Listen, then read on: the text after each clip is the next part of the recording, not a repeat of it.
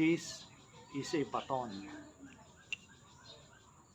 This one is much lighter than the previous one, which is big and heavy. This one is slightly heavy, a thinner version of the baton.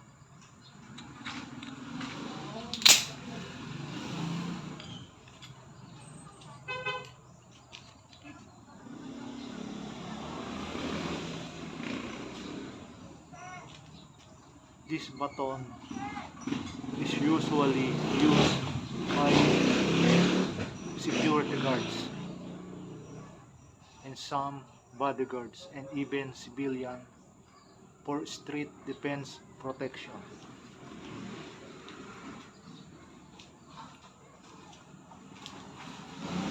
Now I'm going to show you the simplest basics on how to use the baton. Yung pinakamadali at simpleng paraan kung paano to gamitin nang hindi mo na kailangan dumaan sa mga abu-abubot na training or kata. Pag meron kang alam sa arnis, then for surely magagamit mo itong baton to defend yourself.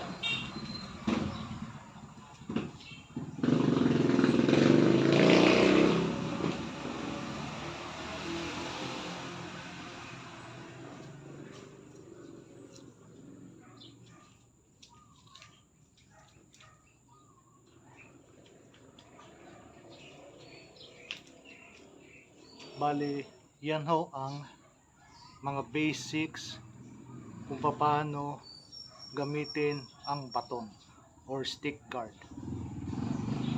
Yan lang ho talaga ang pinaka-basic na paraan ng paggamit ng baton o stick guard. Hindi na ho kailangan yung maraming mga ganyan. Simple lang ho, nakapatong sa balikat. Papalo mo lang ng pababa. Yan, ganyan lang ho. Pababa. O di kaya, o ganyan. O ganyan. O di kaya ho ay pasundo sa mukha, sa dibdib.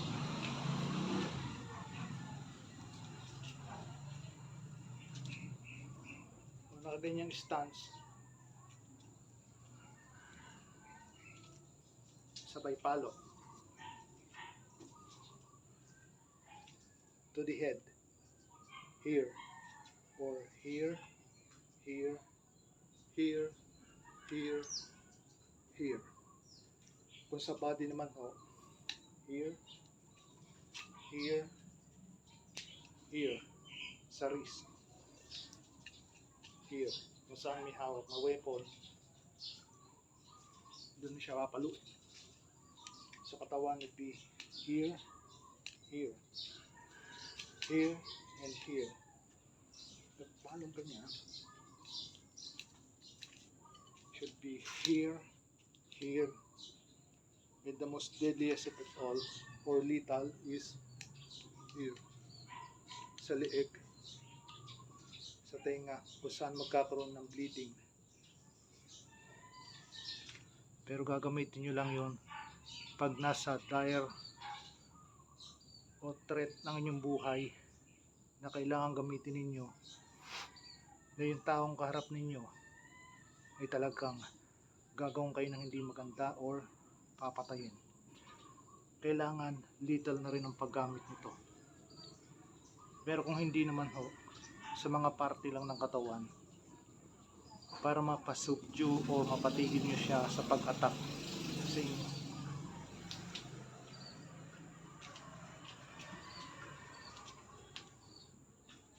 So yan po ang mga basics na form sa pag-utilize ng baton.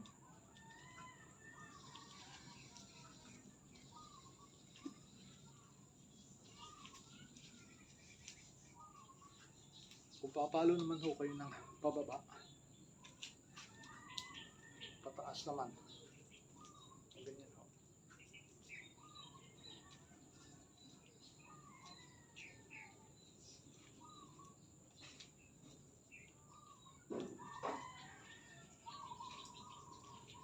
At kailangan din bawat palo ninyo meron shoulder and hips movement, parang kagaya sa boxing.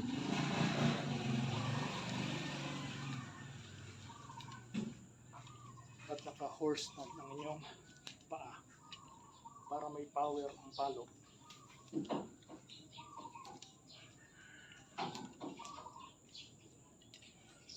In your hands na hindi nakahawak sa baton, lagi nakaganyan.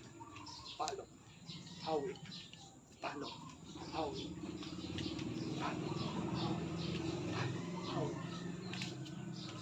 Basta lagi siya naka-on guard, if ever man.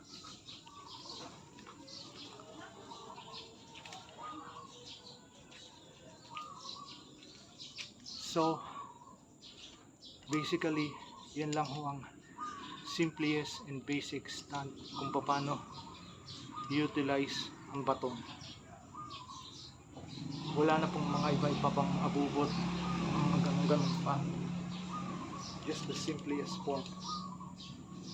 Yun ang makakapag salba sa inyong buhay. The baton.